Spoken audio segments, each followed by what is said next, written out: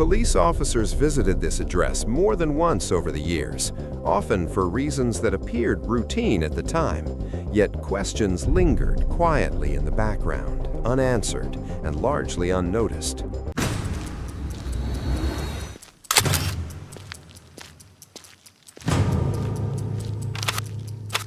On the surface, it was an unremarkable part of Glasgow, the kind of neighborhood where daily life followed familiar rhythms. Streets filled with parked cars in the early morning, local shops opening their shutters, and neighbors exchanging brief greetings on their way to work. Nothing about the area suggested it would one day become associated with a long-running investigation that would reach far beyond the city's boundaries. It looked and felt like countless other places across Scotland where people lived, worked, and expected little disruption to their routines. In the years before concerns emerged, life in this part of Glasgow moved at a steady pace. Buses ran on predictable routes. Schools let out at the same time each afternoon. Local businesses relied on regular customers who valued familiarity over change. From the outside, the address in question blended into this environment without difficulty. There were no obvious signs of trouble, no visible disturbances that demanded urgent attention. If anything, it appeared carefully maintained, giving little reason for passers-by to pause or question what they were seeing. Authorities would later acknowledge that early interactions connected to this location did not immediately stand out. Records show visits that were logged, resolved, and filed away, each one considered complete in isolation. At the time, there was no clear reason to believe these moments were connected, or that they formed part of a larger picture. In a busy city with limited resources, attention naturally shifted to more immediate concerns. Yet even then, some details did not sit entirely comfortably. Why did certain names recur in unrelated reports? Why did routine checks sometimes lead to further questions rather than closure? For those living nearby, nothing seemed especially unusual. People noticed comings and goings, as they always do, but nothing that crossed the threshold of alarm. The individual associated with the property presented himself as organized, deliberate, and outwardly calm. He was not known for drawing attention or causing public scenes. In fact, his ability to appear ordinary may have been one of his most defining traits. To many, he was simply another resident navigating life in a large city. Behind the scenes, however, administrative records began to show patterns that were difficult to explain. Financial references appeared that did not fully align with known employment histories. Business connections surfaced that seemed legitimate on paper, but lacked transparency when examined more closely. None of this amounted to an accusation, and no single detail justified immediate action. Still, questions quietly accumulated. How did these connections form? Why did certain associations span multiple locations? And why did explanations, while plausible, rarely provide complete clarity? In Scotland, as elsewhere in the UK, investigations often begin not with dramatic discoveries, but with careful observation. Analysts review data, compare timelines, and look for inconsistencies that may otherwise go unnoticed. In this case, those early reviews suggested that something warranted closer attention, even if the nature of the issue remained unclear. It was not about a specific incident, but rather a sense that the overall picture did not quite align. The individual at the center of these emerging questions had, by this point, established a reputation for efficiency and control. People who encountered him in professional settings described him as composed and deliberate. There was nothing outwardly reckless in his behavior. If anything, he appeared cautious, choosing his interactions carefully. That restraint, while unremarkable on its own, would later be viewed differently as more information came to light. How does someone maintain such consistency across different aspects of life? And what does it take to keep multiple responsibilities separated without overlap? As months turned into years, agencies began sharing limited information, still within the bounds of routine procedure. This was not an escalation, but a precaution. When patterns stretch across jurisdictions or involve repeated references, it becomes standard practice to ensure nothing is missed. At this stage, no conclusions were drawn. The emphasis remained on verification rather than assumption. Still, the process itself suggested that authorities were no longer entirely satisfied with surface explanations. Local life continued uninterrupted. Neighbors carried on, unaware that documents bearing familiar street names were being reviewed in offices elsewhere. The gap between public normalcy and private scrutiny grew wider, though neither side was fully aware of the other. This contrast would later become a defining feature of the case: how ordinary settings can exist alongside complex investigations without neither revealing much about the other. From time to time, officials revisited earlier records, comparing them with new information. Each review added a small piece to a slowly forming outline. Why did certain business interests appear repeatedly under different names? Why were some activities technically lawful, yet difficult to trace in a straightforward way? These were not accusations, but they were not easily dismissed either. Questions, once raised, have a way of persisting. What stood out most was the absence of clear answers rather than the presence of obvious wrongdoing. In many investigations, uncertainty itself becomes the driving force. When explanations rely heavily on coincidence or partial disclosure, scrutiny tends to increase. That was the position authorities found themselves in, aware that something required attention, but still unsure what that something was. Eventually, a routine review of documentation produced a small but notable finding. It was not dramatic, and it did not point to a specific offense. Instead, it highlighted a discrepancy between declared information and independent records, subtle enough to be overlooked at first glance, yet significant enough to warrant a closer look. On its own, it meant little value. Taken alongside earlier questions, however, it suggested that the calm surface may have concealed details still waiting to be understood. That possibility prompted a careful reassessment of earlier material, not because of any single concern, but because the same unanswered questions continued to resurface. Authorities began to place previously unrelated documents side by side, comparing dates, locations, and declared activities. When viewed individually, each entry appeared routine. Together, they suggested overlaps that were harder to explain. Certain transactions aligned too closely with key moments in other records. Certain associations appeared in contexts that did not obviously connect. None of this indicated wrongdoing on its own, but it did suggest that the situation was more complex than first assumed. As this process continued, attention turned to the way activities were structured over time. Timelines became particularly important. Officials noted that periods of apparent inactivity coincided with developments elsewhere that involved familiar names or entities. Again, these observations were not framed as conclusions. Instead, they raised questions about coordination and awareness. Was this timing coincidental, or did it reflect deliberate planning? And if it was deliberate, what purpose did it serve? The focus remained on verification. Investigators consulted public records, regulatory filings, and historical data, all of which are commonly reviewed when inconsistencies arise. In doing so, they identified individuals who appeared repeatedly across different contexts.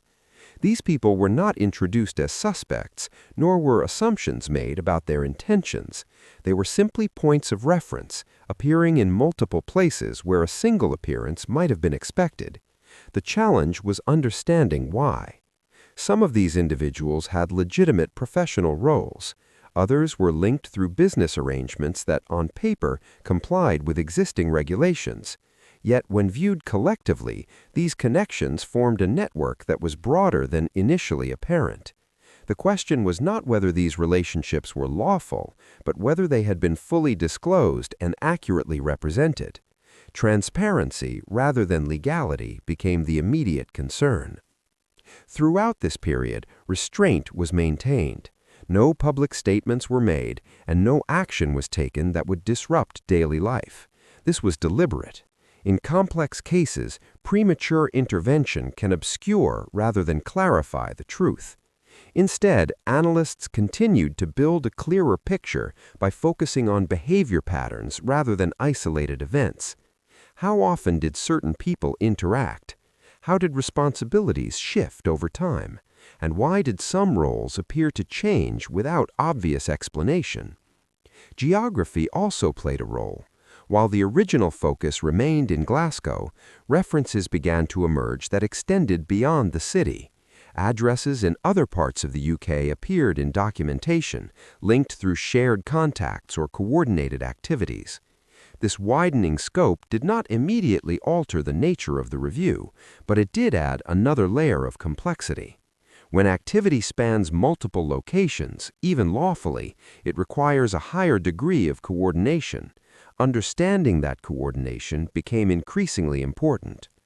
Officials were careful not to attribute intent where none had been established. Each finding was treated as provisional, subject to confirmation or revision. Still, the accumulation of unresolved points made it difficult to dismiss the matter as coincidental. The same questions kept returning in slightly different forms.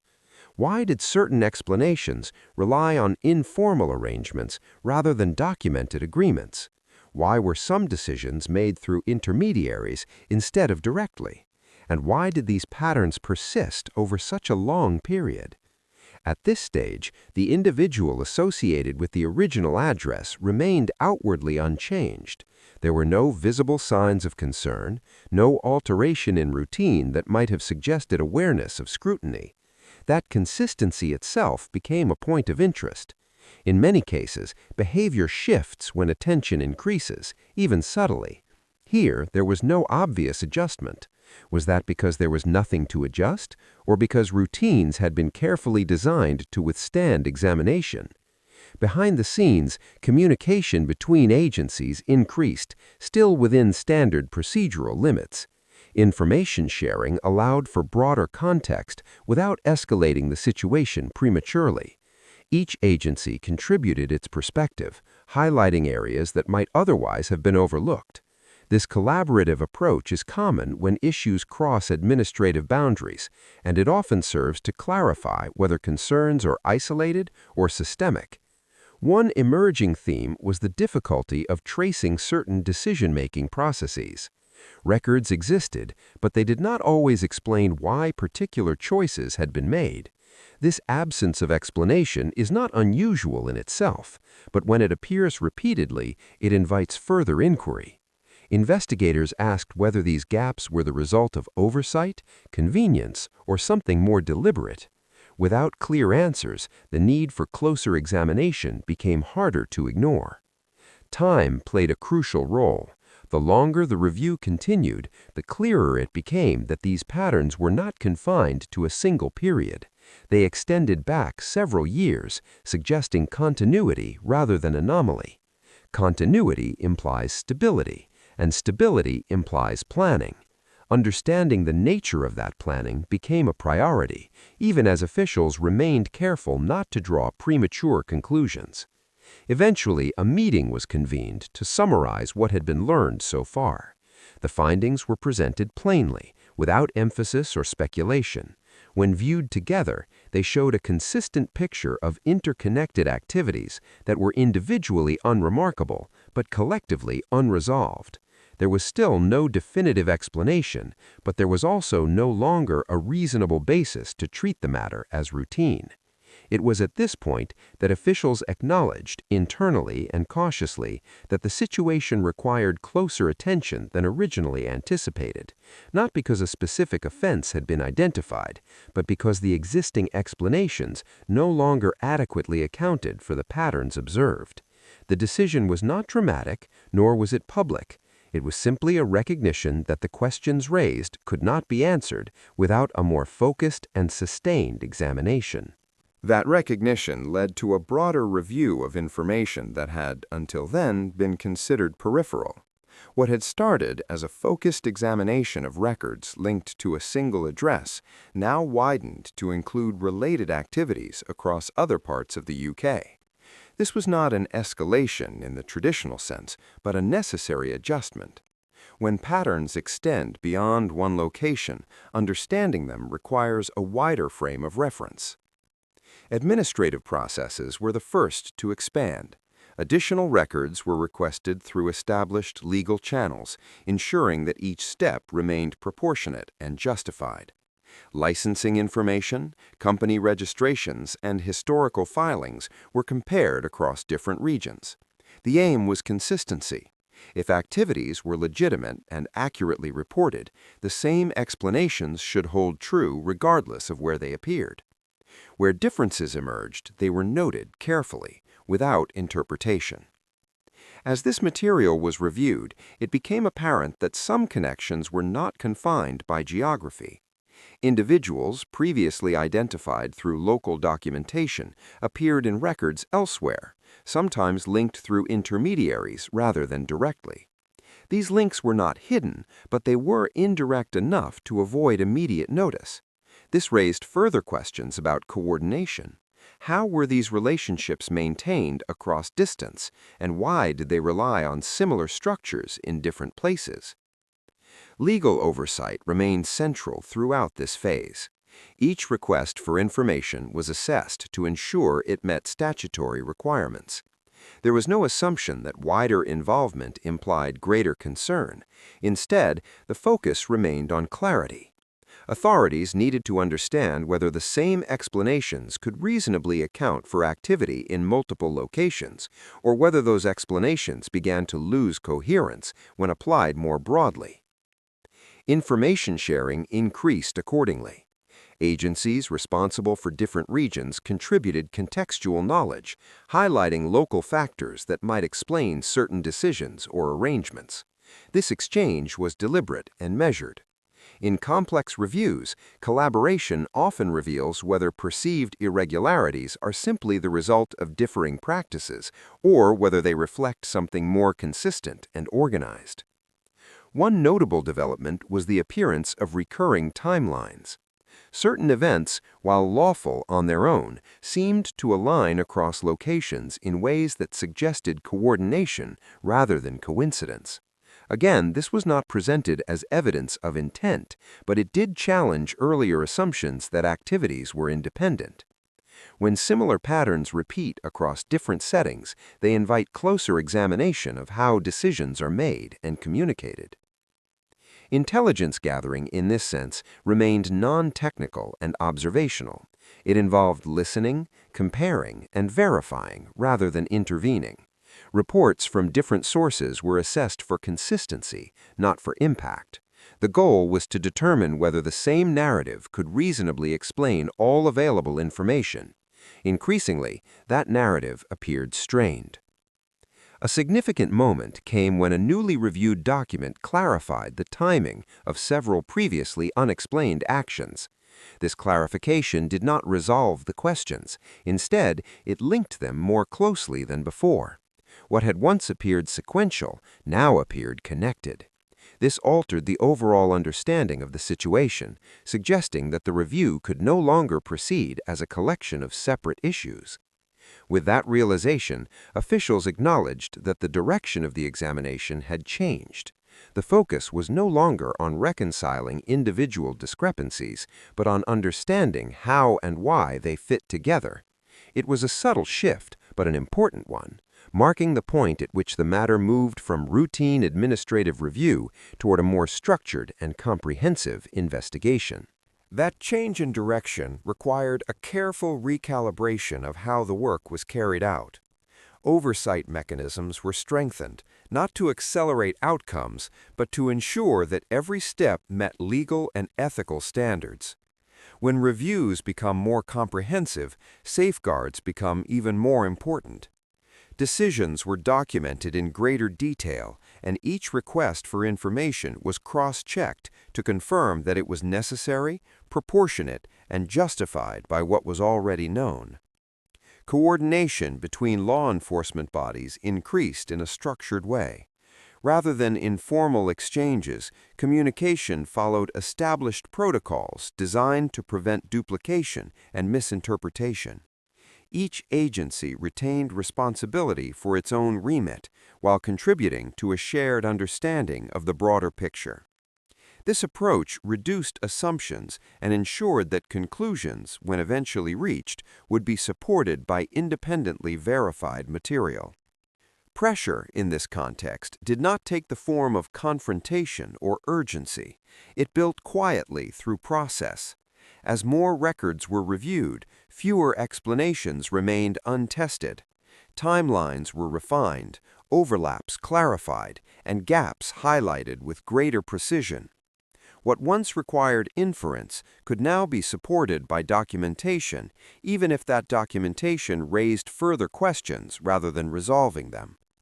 Legal advisors played an increasingly visible role. Their focus was not on outcomes, but on method.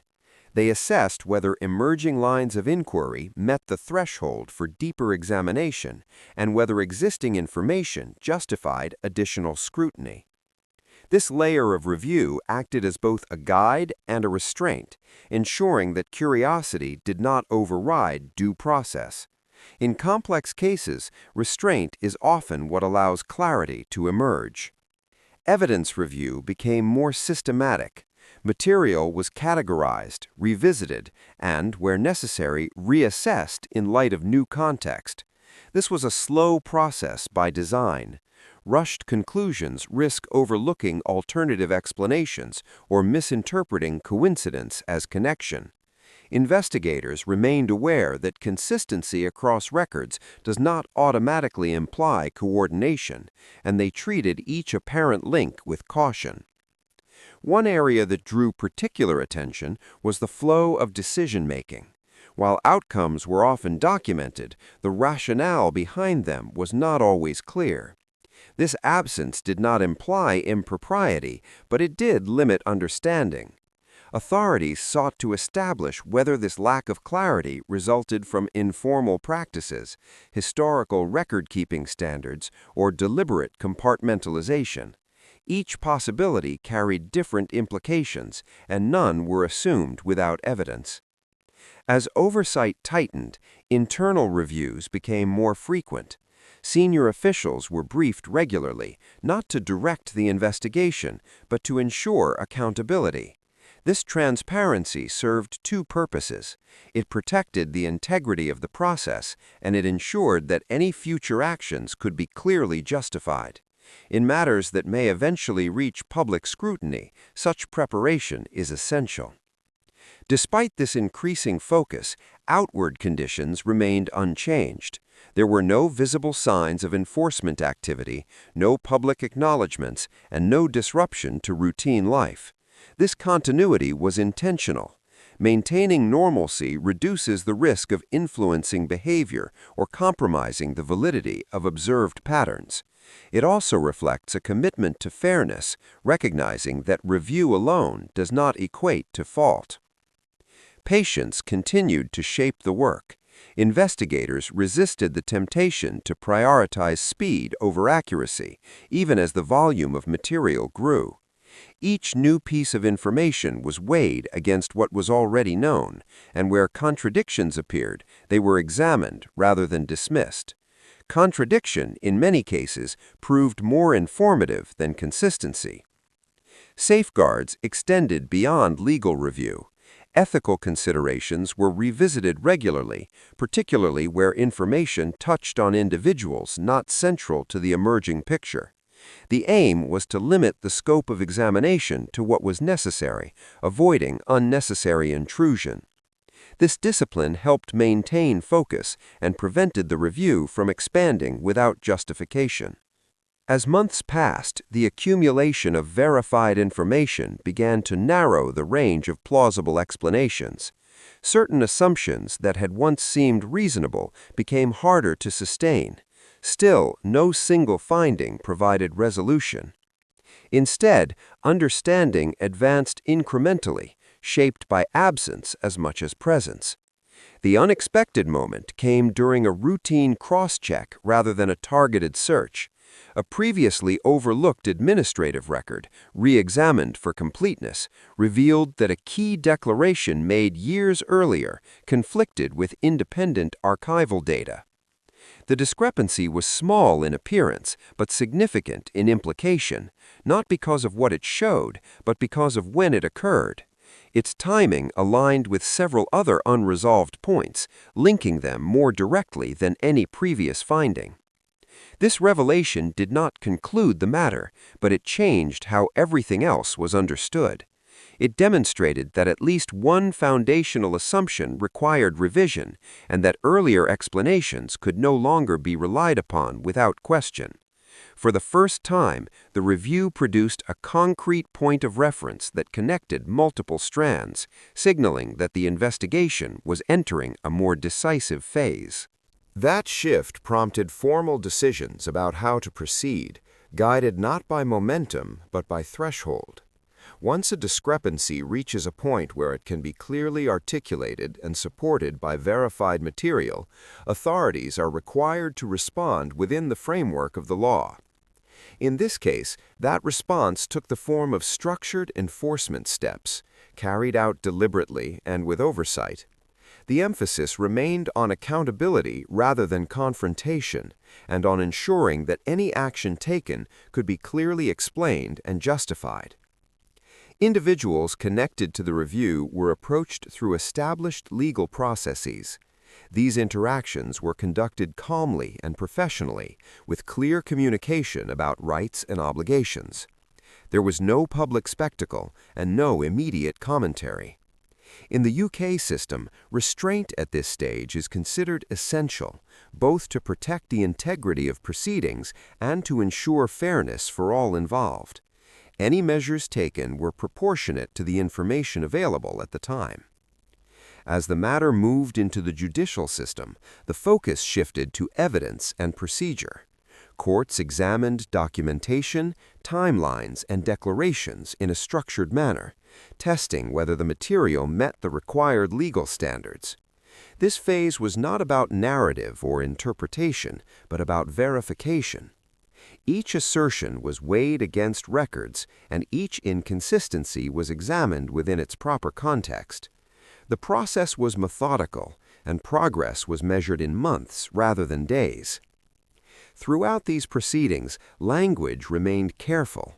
References were made to findings, determinations, and outcomes, rather than to motives or character. This distinction is central to the rule of law. Courts assess actions and responsibilities, not speculation. Where conclusions were reached, they were grounded in documented fact and legal reasoning, not assumption. The outcomes reflected this approach. Decisions addressed specific matters that had been examined, rather than offering broad judgments. Accountability was established where the evidence supported it, and consequences followed accordingly. These consequences were administrative and legal in nature, reinforcing the principle that systems respond through structure rather than emotion. For those affected, the impact was significant, not because of public attention, but because of the practical implications of official findings. Importantly, the resolution phase did not suggest that every question had been answered. Courts deal with what is placed before them within defined parameters. Some aspects of the wider picture remained outside the scope of proceedings, either because they did not meet the required threshold or because they fell under different regulatory frameworks. This limitation is not a weakness, but a feature of a system designed to act only on what can be proven. From an institutional perspective, the case reinforced the value of patience and process. What began as a routine review evolved into a formal outcome precisely because each stage was allowed to develop fully. No single moment determined the result. Instead, it was the accumulation of verified information, assessed over time, that led to resolution. This gradual progression underscored the importance of maintaining standards even when conclusions appear to be forming. For the community, the developments were felt quietly. There were no immediate changes to daily life and no visible disruption to the environment described at the beginning of this story. Yet awareness grew that decisions made far from public view can carry long-term significance. The contrast between ordinary settings and formal outcomes became more apparent, highlighting how institutional processes often operate independently of public perception. Officials involved later described the outcome not as an end, but as a checkpoint. Accountability had been addressed in relation to the matters examined, but broader considerations remained. Reviews of internal procedures continued, aimed at understanding how similar situations might be identified earlier or explained more clearly. Such reflection is standard practice, ensuring that outcomes contribute to institutional learning rather than standing in isolation. As the immediate legal phase concluded, attention turned to what the case represented rather than what it resolved. It illustrated how complex structures can exist within ordinary environments, and how understanding them requires time, coordination, and restraint. It also demonstrated that the absence of drama does not diminish significance. In many instances, the most consequential developments occur through paperwork, oversight, and quiet decisions, rather than visible events. The resolution, then, was not a definitive closing, but a moment of clarity within a longer continuum. It marked the point at which certain questions were answered through formal means, while others remained part of an ongoing conversation about transparency, accountability, and trust. In that sense, the story did not conclude here. It paused, leaving space for reflection on how such processes unfold and what they reveal about the systems designed to serve the public interest. That pause created an opportunity to look beyond immediate outcomes and consider the longer-term effects that unfold once formal proceedings have ended. In the community described at the outset, daily routines continued much as they always had. Shops opened, transport followed its schedules, and familiar streets remained unchanged. Yet beneath that continuity, awareness had shifted. People understood that decisions made quietly, often far from public view, can influence lives and institutions in lasting ways. For local residents, the case prompted reflection rather than reaction. There was no single event that altered the character of the area, but there was a growing recognition of how interconnected modern systems have become. Administrative processes, financial oversight, and regulatory frameworks, once considered distant abstractions, were now understood as active forces shaping outcomes. This awareness did not lead to alarm, but to a more informed perspective on how accountability functions within everyday settings. Within public institutions, the aftermath took the form of review and adjustment. Procedures were examined to identify where clarity could be improved and where information sharing might be strengthened. These changes were incremental, not sweeping, reflecting the belief that stability is best maintained through careful refinement. Training emphasized the importance of recognizing patterns early, not to accelerate enforcement, but to ensure that explanations are complete and consistent from the outset. Policy discussions also reflected lessons drawn from the case. Emphasis was placed on transparency, particularly where activities span multiple jurisdictions. Guidance was updated to encourage clearer documentation and more accessible records, reducing the likelihood that unresolved questions persist unnoticed.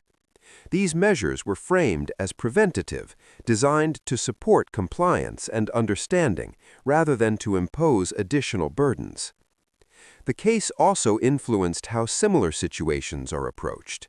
Analysts and administrators alike noted the value of patience and proportion. Acting too quickly can obscure context, while acting too slowly can allow uncertainty to deepen. Finding the balance between these extremes remains a challenge, but this experience reinforced the idea that methodical review, supported by oversight, offers the most reliable path to clarity. Unanswered questions inevitably remained. Not every connection identified during the review led to formal findings, and not every explanation could be tested within the scope of proceedings. These gaps were acknowledged openly, without speculation. In responsible inquiry, recognizing the limits of what is known is as important as presenting what has been established. Doing so maintains trust and prevents narratives from extending beyond evidence. For those involved professionally, the case served as a reminder of the weight carried by routine decisions. Records reviewed years later can take on new significance, and assumptions made in good faith may be revisited in different contexts. This awareness encourages diligence, not suspicion, and supports a culture where thoroughness is valued over speed. The broader public conversation, such as it was, remained measured. There was little appetite for simplification or dramatic framing. Instead, attention focused on how systems function and how they can be strengthened. This restraint reflected an understanding that complex issues rarely lend themselves to clear-cut conclusions, and that responsible discussion requires nuance. Over time, the story receded from immediate attention, becoming part of institutional memory rather than public debate. Yet its influence persisted in subtle ways, shaping how future reviews were conducted and how information was assessed. The absence of spectacle did not diminish its impact. If anything, it underscored how quietly effective processes can be when allowed to operate as intended. In reflecting on the journey from an ordinary address to a comprehensive review, one theme stands out. What appeared familiar and unremarkable at first glance contained layers of meaning that only became visible through careful, sustained attention. The lesson was not that hidden truths are everywhere, but that understanding requires patience, context, and a willingness to question without assumption. Police officers did examine this property more than once. Each visit, each record, and each decision formed part of a larger picture that took time to emerge. In the end, it was not dramatic revelation that brought clarity, but the steady accumulation of questions, reviewed thoughtfully and answered where possible, leaving a reminder that even the most ordinary places can hold stories that only careful observation will uncover. If you found this story insightful, make sure to subscribe and turn on notifications for more in-depth UK true crime documentaries.